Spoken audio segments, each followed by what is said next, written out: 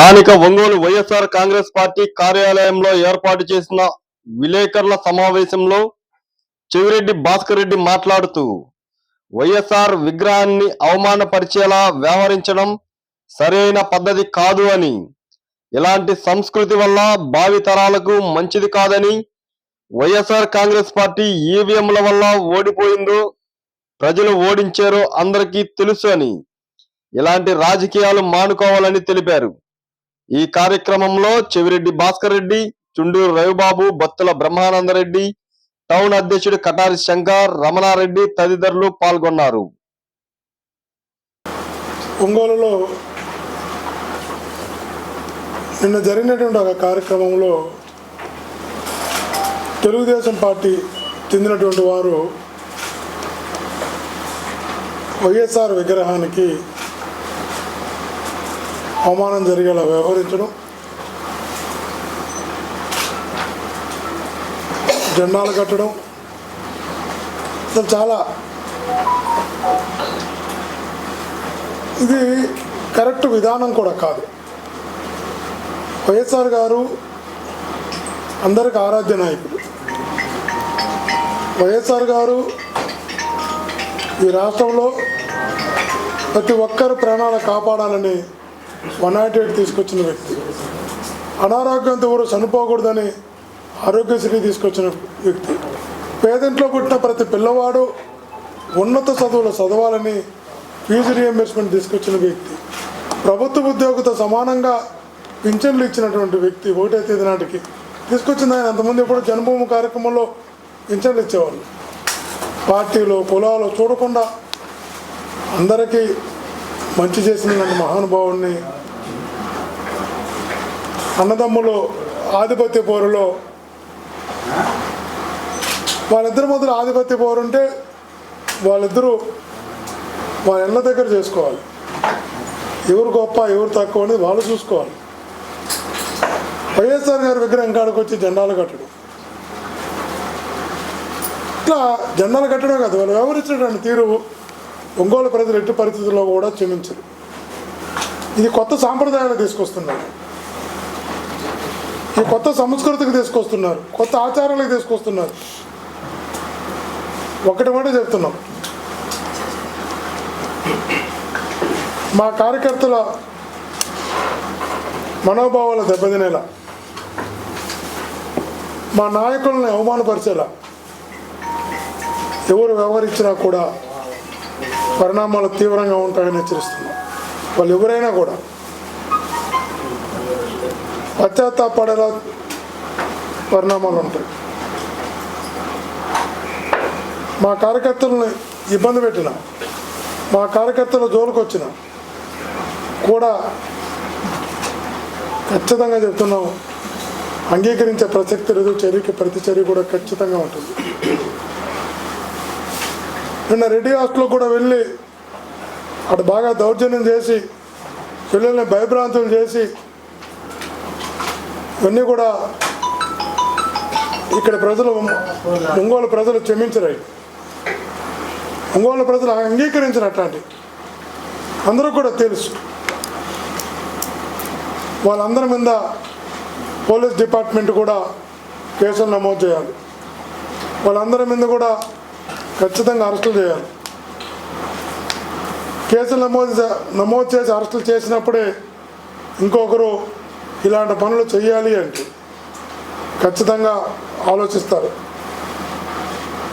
అలా ఆలోచించేలా పోలీసులు చర్య తీసుకోవాల్సిన అవసరం ఉంది. మరలా చెప్తున్నాం, ఇదే పని మేము చేస్తుంటే, ఇదే పని మా వైఎస్ఆర్సీపీకి చెందినటువంటి నాయకులు కార్యకర్తలు వెళ్ళి వాళ్ళ కార్యాలయాల దగ్గర, వాళ్ళ ఇళ్ళ దగ్గర, వాళ్ళ నాయకుల విగ్రహాల దగ్గర మేము జెండాలు కట్టుంటే తెలుగుదేశం పార్టీ మనకి ఎందుకులే పోనీలను వదిలేస్తుందా, చర్యలు తీసుకుంటుందా?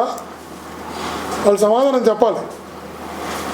మేము కూడా ఇప్పుడు మీరు చర్య తీసుకోకపోతే మేము కూడా అలాంటి కార్యక్రమాలు చేయడానికి మీరు అనుమతి ఇచ్చినట్టే భావించవలసి వస్తుంది.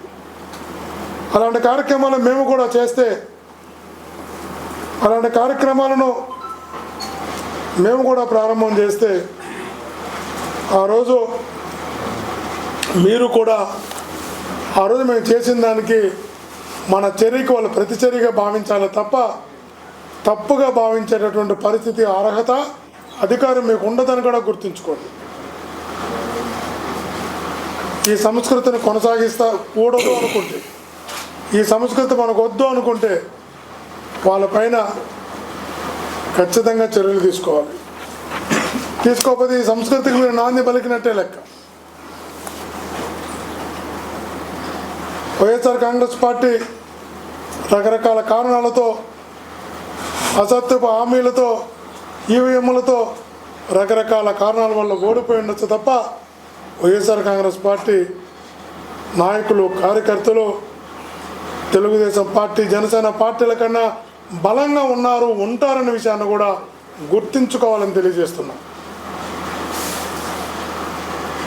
దయచేసి కొత్త సంస్కృతికి నాంది పలకడం మీకు మంచిది కాదు, భవిష్యత్ తరాలకు కూడా మంచిది కాదు. వెంటనే వాళ్ళపై చర్యలు తీసుకోవాల్సిందిగా, భవిష్యత్తు జరగకుండా చూడవలసిందిగా, అలాంటి జరిగే పరిస్థితులు వస్తే మీకన్నా అనేక రెట్లు చేయగలిగే శక్తి సామర్థ్యాలు వైఎస్ఆర్సీపీకి ఉన్నాయనే విషయాన్ని కూడా గుర్తుంచుకోవాల్సిందిగా తెలియజేస్తున్నా. థ్యాంక్ యూ అని అంటాం.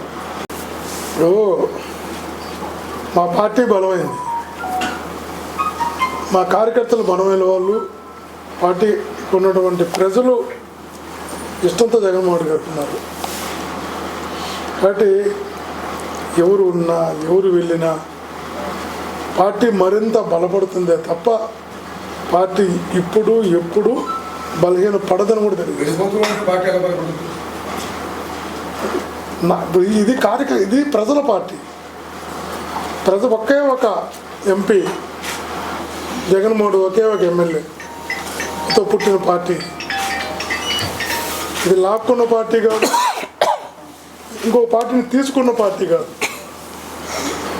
ఒక వ్యక్తి పోరాటంతో పుట్టిన పార్టీ, ఒక నాయకుడు పట్టుదలతో పుట్టిన పార్టీ మాది, ఒక నాయకుడు కసి నుంచి పుట్టిన పార్టీ మాది, ఒక మహానాయకుడు ఆశయం నుంచి పుట్టిన పార్టీ మాది.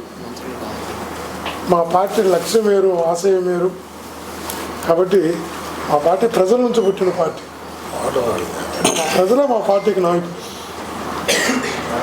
6,50,000 సుమారుగా నేను పార్లమెంట్ సభ్యుడిగా పోటీ చేస్తే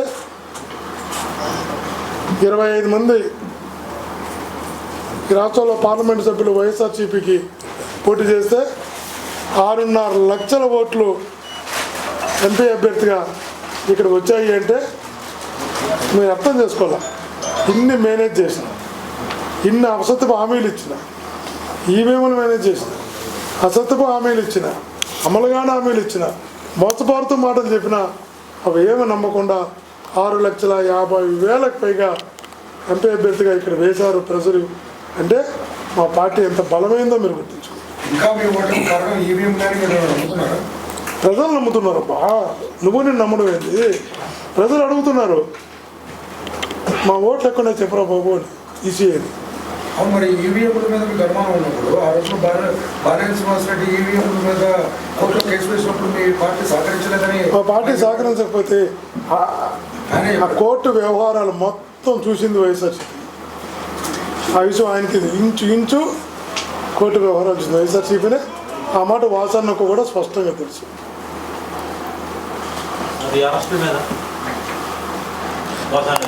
మన జనసేన నాయకులు అందరూ సార్ కోడికత్తికి ఎక్కువ, బాబాయ్ కోటలకి తక్కువ అని అంటున్నాను. ఇప్పుడు అందరూ మాట్లాడుతున్నారు జనసేన ఎవరో కార్యకర్తలకు వెళ్తారు మాట్లాడదని సమాధానం. ఇంకా రెడ్డి కుక్కలు అయితే చాలా అంటున్నారు.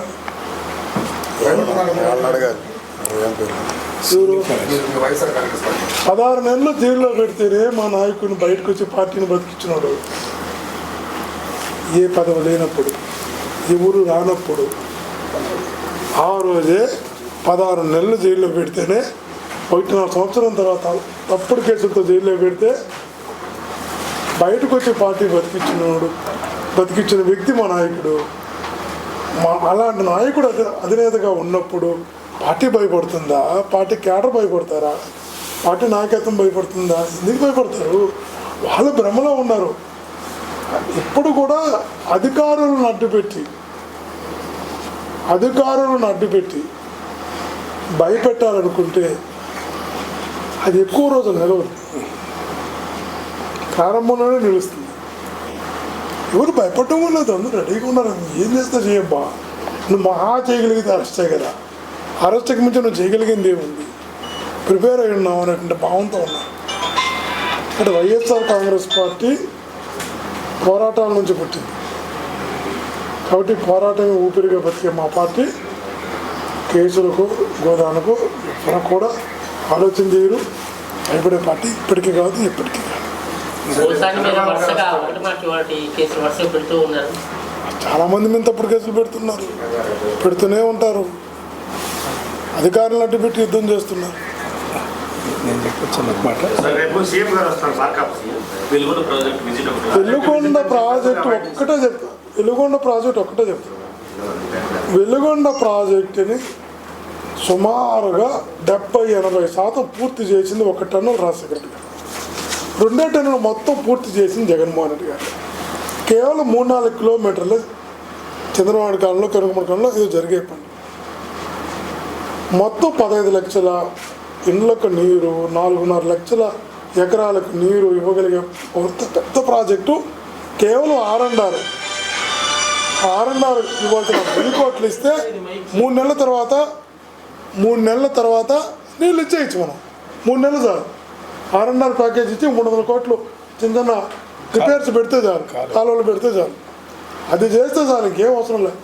90% ఇద్దరు మహానేత మా జననేత ఇద్దరు కలిసి పూర్తి చేశారు. ఈ ప్రకాశం జిల్లాకి చుట్టుపక్కల జిల్లాలకి తాగునీరును, ప్రకాశం జిల్లాలకి సాగునీరును అందించినటువంటి ఇద్దరు నాయకులు వైఎస్ఆర్ గారు, జగన్మోహన్ గారు. 90% అబౌ. కేవలం ఆ పెయింట్ కొట్టి మనం ఇల్లంతా కట్టారు, ఫ్లోరింగ్ వేసారు, అన్నీ వేసి పెయింట్ కొట్టుకుంటున్నాం అంతే. పెయింట్ కొడితే చాలు ఇల్లు అంతే. ఇల్లు పూర్తి గృహప్రవేశం చేయొచ్చు. ఆ పెయింట్ కొట్టడానికి నిధులు కేటాయించకపోతే మేమేం చేయాలి?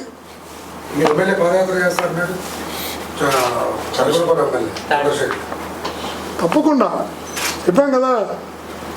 మా ఎమ్మెల్యే గారు అసెంబ్లీలో కూడా ఈ సబ్జెక్ట్ మాట్లాడుతున్నాడు. వైఎస్ఆర్ కాంగ్రెస్ పార్టీలో ఉన్న ప్రతి నాయకుడు పోరాట పట్టిమ నేర్చుకున్నవాడే, పోరాటాలతో సిద్ధపడ్డవాడే. కాబట్టి ప్రజా వ్యతిరేక నిర్ణయాలకన్నిటికీ తప్పకుండా జరుగుతాయి. మేమందరం కూడా మా ఎమ్మెల్యే పాదయాత్ర ప్రారంభించినప్పుడు పార్టీ మొత్తం అతను కలిగి ఉంటుంది.